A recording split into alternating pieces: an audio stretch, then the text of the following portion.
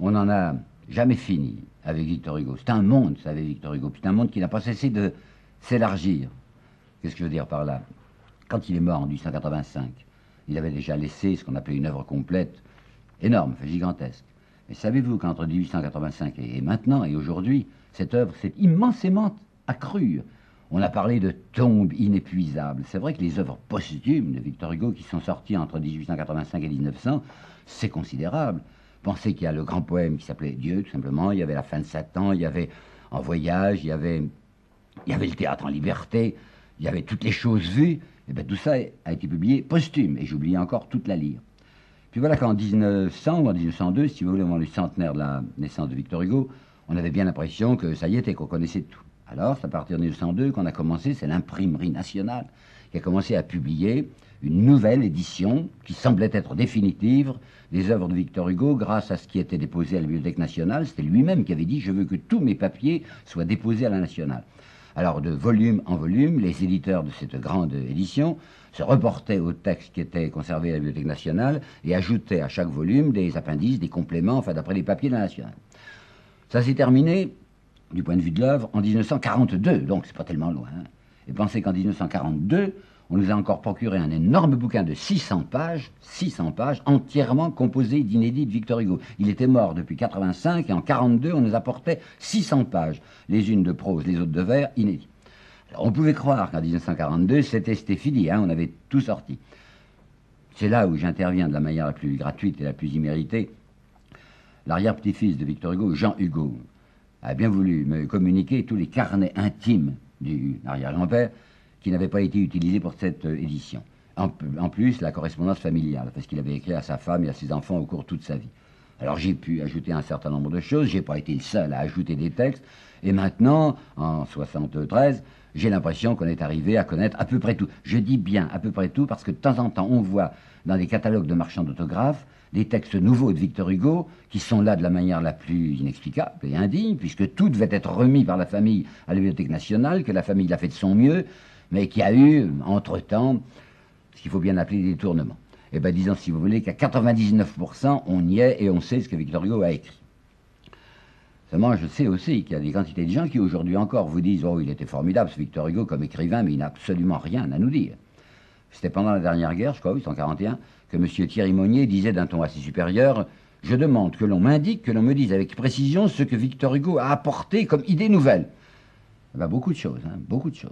Ça a été une tradition dans laquelle j'ai été élevé quand j'étais élève et étudiant. Tradition de dire c'était un artisan verbal extraordinaire, c'est un homme qui avait une puissance poétique énorme, qui savait ce que c'était que la rime et le rythme. Quant à la substance de la pensée, hein, c'était pas grand-chose. Un homme comme Émile Faguet, par exemple, avec un fin sourire, vous disait au fond, vous savez, Victor Hugo, c'était un imbécile.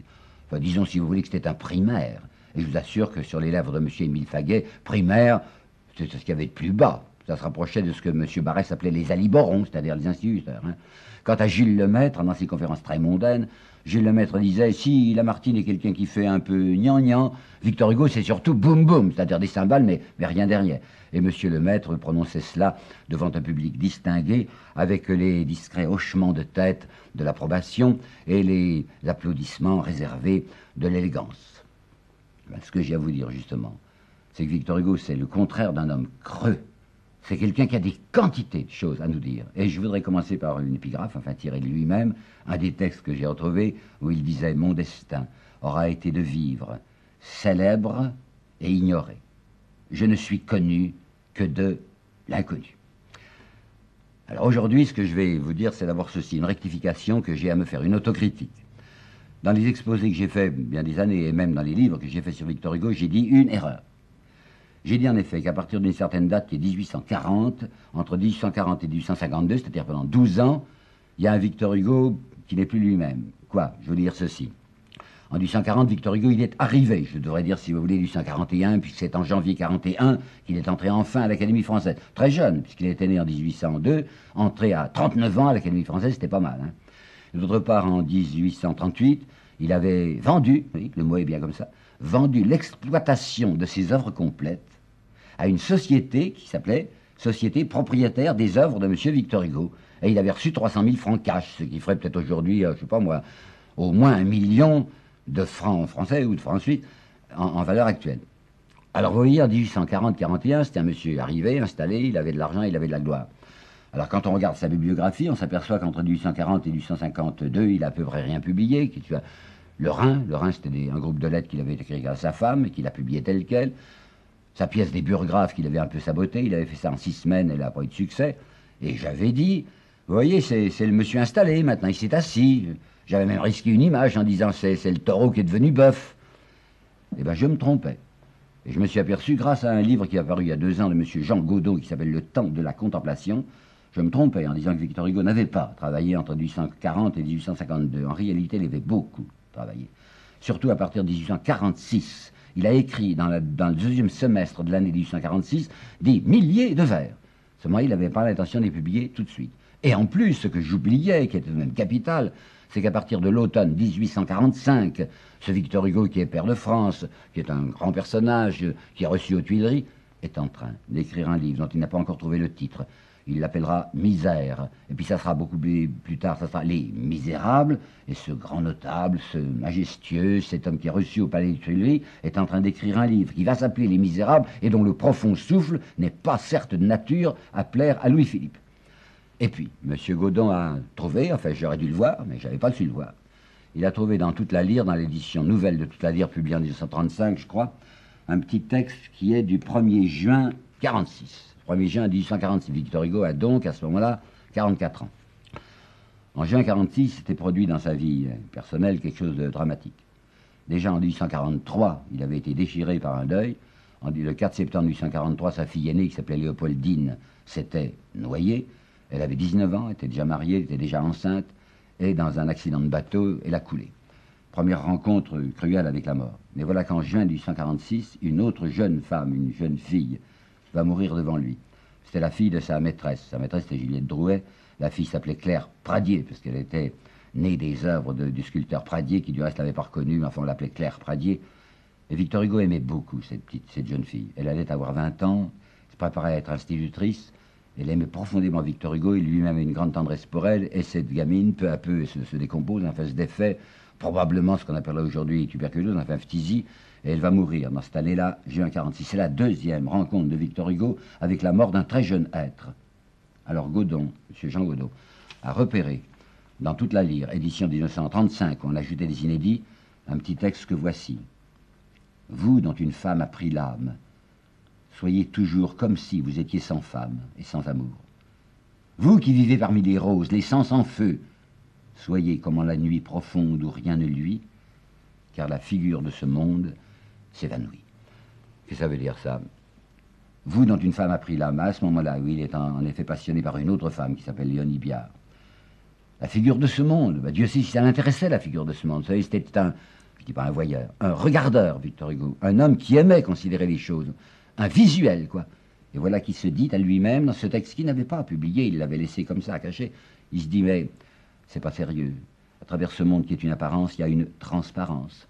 C'est pourquoi M. Jean Godot a eu raison d'intituler sa thèse le temps de la contemplation, parce que vous savez bien qu'en 1856, Victor Hugo a écrit un recueil qui s'appelle Les Contemplations, et dès 1946, c'était déjà ce nouveau regard qu'il portait sur les choses, non plus pour en voir l'apparence, pour essayer d'en découvrir le secret.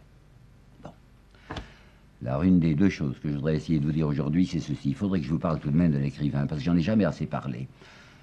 Par réaction, sans doute, contre la manière dont j'avais été élevé. Tous mes professeurs, que ce soit au lycée de Mâcon, que ce soit même à la Sorbonne, ne cessaient de répéter « Oh, ça, Victor Hugo, formidable comme artiste, mais rien dedans. » Alors, par réaction, parce qu'il y avait beaucoup de choses dedans dont je vous parlerai, je ne m'étais pas assez attaché à Victor Hugo, écrivain. Et j'ai 2 ou 3 choses à vous dire là-dessus. C'est un homme qui a réfléchi sur le métier d'écrivain. Il sait très bien que de son temps même, on disait « Victor Hugo, il est formidable, il est extraordinaire pour la forme, mais le fond, il n'y en a pas. » Alors écoutez ce qu'il répond. Mais la forme, elle dépend du fond. Il n'est pas plus possible d'avoir le style sans avoir la pensée que d'avoir la beauté sans avoir le visage. Avoir du style, écrit Victor Hugo, c'est savoir ramener sans cesse le fond à la surface.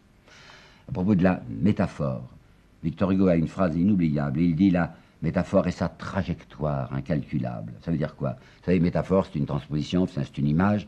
Mais quand Victor Hugo utilise la métaphore, ça n'est pas simplement dans une intention de nous étonner par un rapprochement inattendu. C'est quelqu'un qui, comme Baudelaire du reste, croit à des correspondances, croit à une analogie entre le monde visible et le monde invisible. Et pour lui, la métaphore, c'est une espèce de méthode perforante pour essayer d'atteindre le secret du monde.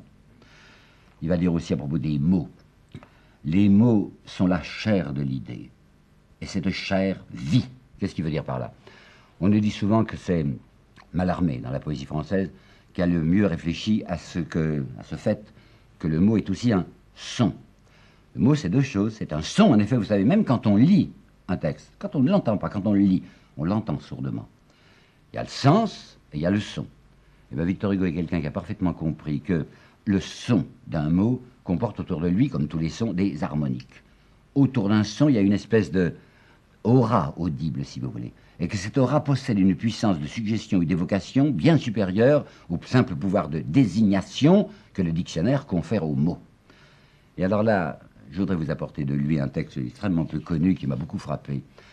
Il avait recueilli, il était très attentif à ça, il avait recueilli une chanson d'argot, pas exactement d'argot, une chanson de Chiourme, une chanson de bagne du XVIIIe siècle. Cette chanson, c'est les phonèmes, sur la babille, mirlababo, etc. Bon. Singulier phonème. Et voici ce qu'il en dit à propos du son, enfin de l'extraordinaire évocation que, selon lui, comporte cette chanson-là. C'est un refrain strident et sautant, qu'on dirait éclairé d'une lueur phosphorescente, et qui semble jeté dans la forêt par un feu follet jouant du fifre. Je voudrais aussi vous parler de Victor Hugo, narrateur. C'est pas que j'aime beaucoup son théâtre, vous savez, je crois que c'est la partie morte de son théâtre, sauf le théâtre en liberté qu'il a écrit dans la fin de sa vie. Mais le Victor Hugo romantique fait des pièces que l'on essaye encore de reprendre, je ne l'aime guère.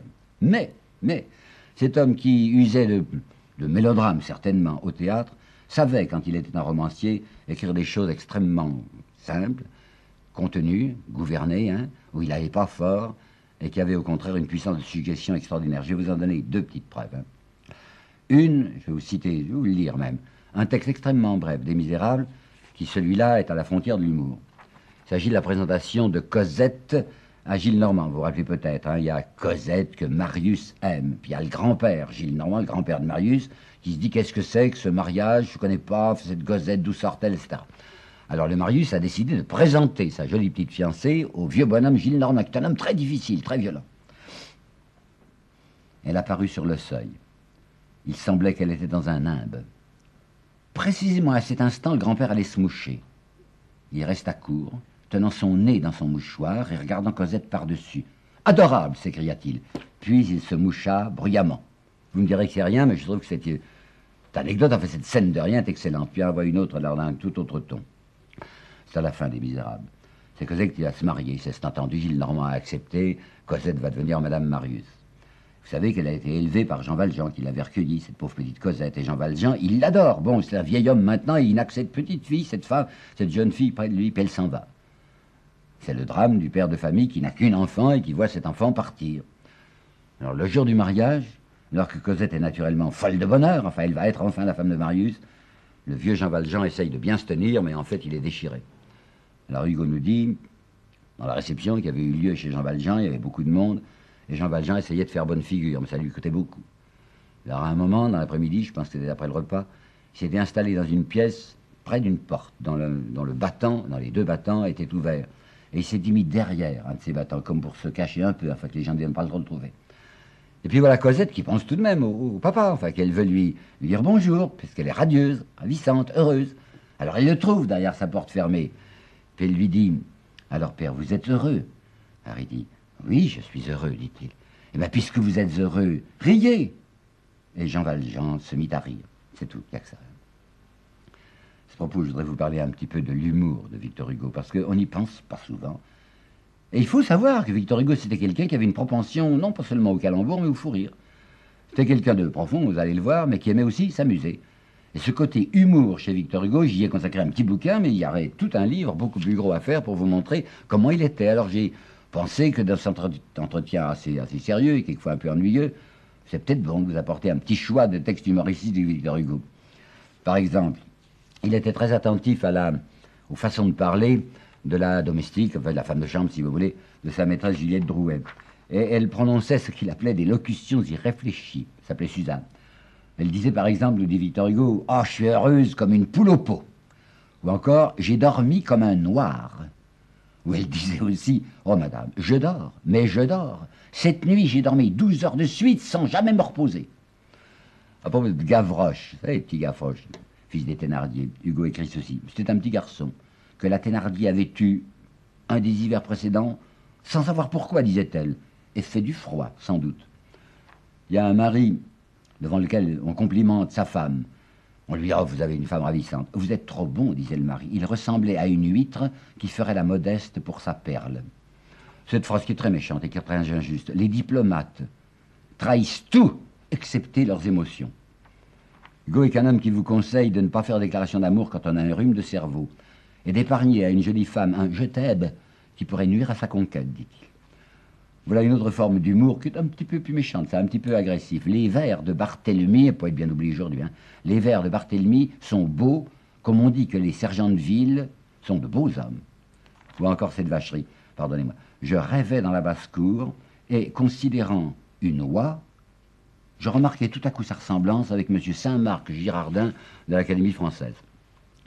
Et puis je voudrais que vous me permettiez, ce ne sera pas très long, mais vous me permettiez de lire un petit texte un petit peu plus long qu'on trouve dans l'histoire d'un crime. Vous savez que l'histoire d'un crime, c'est un livre très sérieux que Victor Hugo avait publié dans un moment dramatique quand il croyait que la France en 1877 était au bord d'un nouveau coup d'État contre MacMahon. C'est l'histoire de ce qui s'est passé le 2 décembre 51, et c'était pas drôle. Et puis tout à coup, dans ce livre très sérieux, très grave et même austère, tout à coup, il y a ceci. Terrier était représentant du peuple et proscrit. On lui délivra un passeport spécial avec itinéraire obligé pour lui et sa femme. Muni de ce passeport, il partit donc avec une femme. Mais cette femme était un homme. C'était son beau-frère, Prévrault, qui avait pris les armes contre le coup d'État, qui avait rempli son devoir, et c'est pourquoi on l'avait condamné à mort. Il fallait le sauver. Prévrault était petit et mince, alors on l'habilla en femme, on lui mit une voilette épaisse, il devint donc Madame Terrier, et son beau-frère l'emmena. Ils étaient seuls dans le wagon, chacun dans son coin, se faisant face. Tout alla bien jusqu'à Amiens. À Amiens, station. La portière s'ouvrit et un gendarme entra, qui vint s'asseoir à côté de la fausse Madame Terrier. Le gendarme demanda les passeports, Terrier le montra. Le gendarme trouva tout en règle, il se borna à dire « Nous ferons route ensemble, je suis de service jusqu'à la frontière ». Le train repartit. La nuit était noire. Terrier s'était endormi. Tout à coup, Prévrault sentit un genou presser le sien. C'était le genou de la police. Et une botte se posait mollement sur son pied. C'était la botte de la maréchaussée. Et même, enhardi par le mari sommeillant, le gendarme risqua sa main jusqu'à la robe. Prévrault, plein de rage, repoussa la main du gendarme avec douceur. Recula, déroba ses jambes sous la banquette, se montrant énergiquement vertueux. Cependant, les entreprises de l'agresseur ne se décourageaient pas, et le péril devenait d'instant en instant plus pressant. Tout à coup, le train s'arrêta. Une voix cria « Quiévrin !» On était en Belgique. Le gendarme, forcé de s'arrêter et de rentrer en France, se leva pour descendre, et au moment où il quittait le marchepied, où il touchait terre, il entendit derrière lui sortir de dessous la voilette de dentelle ces paroles expressives « Fous le camp ou je te casse la gueule !» Encore une autre petite chose. C'était Victor Hugo qui se rappelle les discours qu'il prononçait quand il était à l'Assemblée nationale, lui, député de gauche, et des discours qui terrifiaient les gens de droite. Alors il dit, après tel discours, où il n'avait été question que de liberté, de paix, de concorde et de progrès, on voyait les députés conservateurs se lever tout pâles. Ils n'étaient pas très sûrs n'être pas déjà guillotinés, et s'en allaient au vestiaire chercher leur chapeau pour voir s'il y avait encore une tête. La dernière petite astuce que je vais vous dire, elle est de 1873, il est plus jeune, il a 71 ans. C'est au moment de l'ordre moral, vous savez, c'est quand MacMahon dirige la France. À ce moment-là, c'est les conservateurs qui gagnent. Et Victor Hugo écrit la petite phrase que voici. « Ah ah, messieurs les absolutistes, messieurs les cléricaux, vous tenez la queue de la poêle, patience, friera bien qui friera le dernier. » Et bien ça nous achemine à la dernière partie de ce petit exposé d'une demi-heure, où je voudrais vous dire quelques mots de l'évolution politique de Victor Hugo. Il est bien certain que Victor Hugo a été très très mal accueilli par les bien-pensants. Lorsqu'il est mort en 1885, le grand journal catholique des Assomptionnistes, qui s'appelait La Croix, a fait en guise d'horizon funèbre un très court article où il y avait « Il était fou depuis 30 ans ». savez, 30 ans, c'est un chiffre rond, 1885 moins 30, en réalité, ça fait 1848-1849. C'est en effet à partir de 1849 que Victor Hugo, qui avait été d'abord député conservateur, a quitté le Parti conservateur et est passé de l'autre côté. Alors, pour les bien-pensants, pour les assomptionnistes de la Croix, quelqu'un qui ne pensait pas politiquement comme eux, eh bien, c'était un fou, c'était un dément. Pourquoi? Peut-être parce que Victor Hugo avait parlé très mal du clergé et du pape. Oh, c'est vrai, il avait parlé très mal du clergé et du pape. Mais n'en croyez rien. Hein. Il aurait pu parler très mal du christianisme, mais s'il avait été du bon côté du point de vue politique, on ne lui en aurait pas voulu. Rappelez-vous ce qui s'était passé avec Brunetière, le catholique Brunetière, entre Voltaire et Jean-Jacques Rousseau, entre Voltaire l'antichrétien et Jean-Jacques Rousseau le chrétien. Ben, M. Brunetière ne cachait pas qu'il préférait 1000 fois M. de Voltaire, parce qu'au moins, disait-il, M. de Voltaire n'a jamais mis en cause la grandeur de l'institution sociale. Et Renan. Dieu sait que dans les milieux chrétiens, on n'avait pas beaucoup aimé le livre de Renan sur la vie de Jésus, puisque Renan essayait d'expliquer qu'il ne faut pas se tromper, que Jésus était certainement un doux prêcheur évangélique, mais quant à croire qu'il avait quelque aspect de divinité, certainement pas. Ben, on n'en voulait pas, M. Renan. Pourquoi? Parce qu'en 1871, après la Commune, Renan avait publié, l'année même, 1871, il avait publié un livre qui s'appelle « La réforme intellectuelle et morale », où il disait qu'il fallait absolument rétablir la monarchie, qu'il fallait que les citoyens, ou plutôt les sujets, fussent ramenés à l'autorité. Enfin, il pensait admirablement bien du point de vue politique et social. Donc, c'est un grand homme. Et M. Maurras, comme disait Barrès, c'est quelqu'un qui veut bien du pape et surtout pas de Jésus-Christ. Ben, ça n'a pas d'importance. Maurras pouvait parler des prophètes en les appelant des énergumènes vomis du désert, mais comme en même temps c'était un homme d'ordre, comme un de ses livres avait été dédié par lui à l'Église de Rome, l'Église de l'ordre, il avait droit immédiatement à l'estime de tous les bien-pensants, aux bénédictions du cardinal Billot, et il était accueilli dans la meilleure compagnie des gens de bien et des dévots. Donc, ce n'est pas pour des raisons religieuses, et ce n'est pas à cause de son anticléricalisme que Victor Hugo a été si maltraité du côté de la Croix, les assomptionnistes et les bien-pensants. C'est pourquoi? Ben, c'est parce qu'il faut l'avouer, Victor Hugo avait prononcé un certain nombre de phrases et pris un certain nombre d'attitudes qui ne plaisaient pas à la société distinguée. Savez-vous ce qu'il avait fait au moment de la Commune? Il n'était pas à Paris au moment de la Commune. Son fils venait de mourir, c'était en mars 1871. Il avait dû s'occuper de ses 2 petits-enfants. Sa belle-fille était belge, alors il est allé en Belgique, auprès d'elle, pour l'aider, enfin pour la consoler, pour s'occuper des 2 petits. Et il avait dit de la Commune, non, je ne suis pas avec eux, je crois que la Commune est une bonne chose mal faite, une bonne chose mal faite. Et même, pendant la Commune, il avait fait 2 fois des protestations. Seulement, quand il a vu après, lorsque la Commune a été écrasée, lorsqu'il a vu après ce qui s'était produit, la semaine sanglante, vous savez, ces égorgements incroyables, ce qu'il appelait lui-même l'orgie des meurtres, quand il avait vu ce qu'on pourrait bien appeler la terreur blanche des possédants et la vengeance des nantis, alors Victor Hugo avait pris feu. Et il avait publié un certain nombre de textes où il avait dénoncé l'atrocité de ce qui se passait à Paris. Et même, il avait ouvert sa maison de Bruxelles, il habitait place des Barricades à Bruxelles, il l'avait ouvert aux communards. Or, la Belgique, qui avait été impressionnée par la pression du gouvernement français, avait décidé qu'elle n'accorderait pas droit d'asile aux communards. Alors Victor Hugo avait dit, eh bien, si on n'accepte pas en Belgique que les communards viennent se réfugier chez moi, les fugitifs, moi j'ouvre ma maison. Bon, résultat, en 24 heures, il avait été tué à la porte naturellement, il avait été obligé de se réfugier au Luxembourg. Victor Hugo est un monsieur qui va vous dire des choses assez terribles et assez inadmissibles sur l'ordre. Et vous savez bien que l'ordre, c'est la grande idée, enfin l'idée directrice des bien-pensants. Et il va vous dire, et ça c'est pas un texte du moment de la Commune, c'est un texte après le coup d'État coup d'État du 2 décembre 51. Il dit, il est indispensable et nécessaire que l'on sache bien, que l'on sache à jamais, ce que dans la bouche de certains le mot ordre signifie. Il signifie pillage des deniers publics, confiscation, arrestation, déportation et fusillade. Le voilà, l'ordre à l'état flagrant. À la fin du Second Empire, il avait été très bouleversé, Hugo, par les drames qui s'étaient passés dans 2 établissements miniers de France. L'un était à Aubin et l'autre était là, à Ricamari. Les mineurs s'étaient mis en grève. Naturellement, on avait tiré contre les mineurs. On en avait tué un certain nombre, y compris des femmes. Et même l'officier qui avait décidé de faire ouvrir le feu avait été immédiatement décoré de la Légion d'honneur. Alors Victor Hugo, dans un très beau texte qui est de 1869, qui s'appelle, je crois, Aubin, dit « La mine prospérait. Quel était son produit?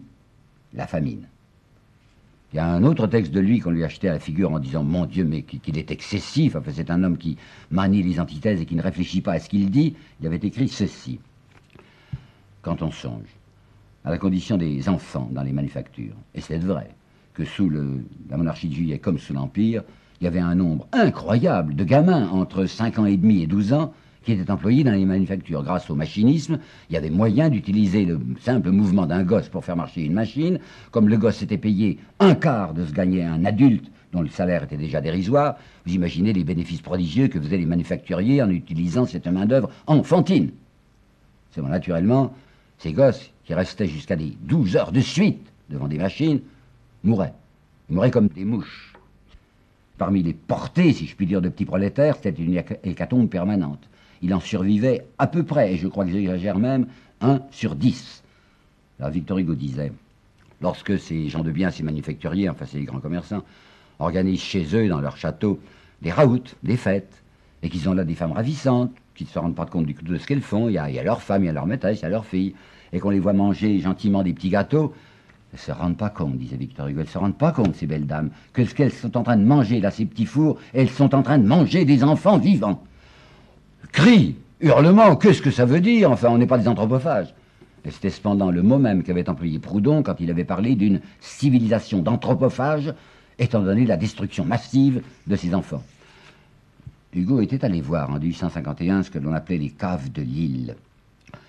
Dans toutes les villes industrielles de France, sous le Second Empire et déjà sous la monarchie de Juillet, la classe ouvrière était parquée dans un ghetto. On ne pouvait pas permettre naturellement, enfin c'est pas concevable, que la classe ouvrière puisse se mélanger avec la classe possédante, la classe convenable. Alors on les encerclait dans des ghettos. Mais il y avait ceci de particulier à Lille, que le ghetto des prolétaires était souterrain. On les entassait dans des caves. Dans des caves où ces gosses ne voyaient pas les lumières, enfin ils sortaient juste pour aller travailler, ils revenaient, mangeaient, Dieu sait ce qu'ils pouvaient, enfin des déchets de viande, c'est là où ils mouraient tellement. Victor Hugo, on lui avait parlé des caves de Lille, il a décidé d'y aller. Il avait voulu emmener avec lui un député, il était encore à ce moment-là un député conservateur, qui s'appelait, je crois, je ne suis pas bien sûr, qui s'appelait Victor Lefranc, enfin peu importe. Et ce monsieur Victor Lefranc lui a dit, non, je ne veux pas y aller, ça ne m'intéresse pas, ces caves de Lille, c'est manquer de modération. Hugo a trouvé ça prodigieux. Manquer de modération pour aller voir les caves de Lille, ça lui paraissait énorme. Si bien qu'avant la Commune même, Victor Hugo avait osé dire ceci, en s'adressant aux gens de sa classe, car il appartenait, lui, à la classe possédante. Il leur avait dit, mais cette révolution, qu'est-ce que c'est? C'est une explosion de gens qui ont été étouffés, qui ont été asphyxiés. Et qu'est-ce que nous avons fait, nous, pour ces gens-là? Est-ce qu'on ne les a pas comprimés? Est-ce qu'on ne les a pas mis dans un tel état qu'ils n'ont d'autre recours que l'insurrection? Et tenez-vous après, ô semeur de tempête, que ce souffre-douleur soit votre trouble fête. Victor Hugo va faire son évolution en 1849. Il était à ce moment-là député conservateur. Il s'aperçoit qu'il y a un certain brave type, vous savez, un bonhomme qui était conservateur aussi, qui s'appelait Monsieur de Melun, et qui avait proposé un plan d'assistance, simplement d'assistance, pas une réforme de structure. Mais Monsieur de Melun, qui était épouvanté par la misère de Paris, misère de la classe ouvrière, disait on pourrait essayer au moins de panser les plaies, on va faire un programme d'assistance. Eh bien, savez-vous, ce simple programme d'assistance était dénoncé par la droite comme un programme ouvertement, ou plutôt imbécilement et inconsciemment socialiste. Une des vedettes de l'extrême droite catholique, qui s'appelait Louis Veuillot, avait inventé d'appeler ça le choléra Melun, parce qu'en 1849, il y avait une épidémie de choléra à Paris, de choléra physique, et M. Louis Veuillot disait, Melun, ça c'est un choléra spirituel. Alors Hugo avait été commotionné, le mot n'est pas trop fort, en entendant dans les bureaux, vous savez, il y a toujours des réunions dans les bureaux, à une assemblée, avant qu'on ne passe à la discussion publique, il avait entendu ceci dans les bureaux. Les conservateurs avaient dit, c'est bien évident qu'on ne peut pas refuser de voter cette loi d'assistance. Ça nous mettrait dans une vilaine situation à l'égard de la population française. On dirait qu'ils sont des monstres. Mais c'est bien entendu, n'est-ce pas, hein, c'est bien entendu, qu'on va tous voter massivement en faveur du projet d'assistance, mais qu'on s'arrangera pratiquement pour que ce projet ne soit jamais appliqué. Ça avait fiché un tel coup à Victor Hugo que quand il monte à la tribune, c'était le 9 juillet 1849, il commet, c'est vrai, une incorrection, parce que je ne crois pas qu'il soit d'usage de dire à la tribune d'une assemblée ce qui a été dit dans les bureaux, et il a dit publiquement, j'ai entendu cette chose affreuse, que le Parti conservateur a décidé de voter la loi d'assistance à condition qu'elle ne soit pas appliquée. Trahison en face de l'ennemi, dira M. de Falloux. De Falloux, extrême droite. Trahison en face de l'ennemi. Victor Hugo nous a abandonnés en pleine lutte. Eh bien, c'est la position que prend Victor Hugo à partir de 1849. Il n'en bougera plus. Dieu sait qu'il avait évolué précédemment. Il a encore 36, 37 ans à vivre, il n'en bougera plus. Et même quand il devient vieux, il dira, Je ne veux pas être de ces doux vieillards. Vous savez, on nous dit, oh, la vieillesse, c'est le moment de l'apaisement, enfin, on a des cheveux blancs, il faut une espèce de scepticisme indulgent. Je mourrai indigné, dit Victor Hugo. Ben, je vous dirais que j'aime assez ça. Après tout, la lutte pour la justice, la lutte contre la justice, l'indignation contre les horreurs sociales, c'est pas forcément un péché de jeunesse.